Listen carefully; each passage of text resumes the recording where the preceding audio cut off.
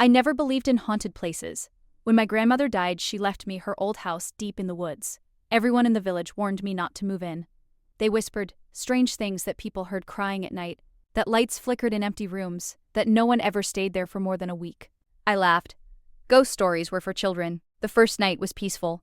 Too peaceful. No cars, no voices, just the wind pressing against the windows. Then, at exactly 3:13 a.m., I heard footsteps above me, slow, heavy. One step, then another. I grabbed a flashlight and climbed the stairs, my heart pounding so hard I thought it might burst. The attic was empty. Or so I thought. As I turned to leave, I noticed footprints in the dust. Fresh footprints, bare feet. They led toward me, not away.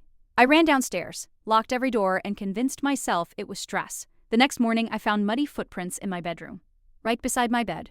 Right beside my bed. As if someone had stood there all night watching me sleep. I called the police. They searched the house from top to bottom. Nothing. No signs of forced entry. No fingerprints. One officer smiled awkwardly and suggested I get some rest. That night, I installed security cameras in every room. At 3:13 a.m. every camera suddenly lost signal.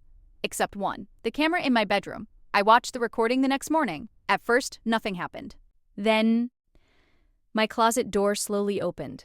A woman crawled out, her body bent in impossible ways. Her skin was gray, her hair covered her face. She stood beside my bed, watching me. For 6 hours. I froze. I knew she wasn't there when I woke up. She had disappeared before sunrise. I packed my bags immediately. As I carried the last box outside, an old woman from the village grabbed my arm. "You saw her, didn't you?" I couldn't answer. The woman whispered, "She isn't haunting the house."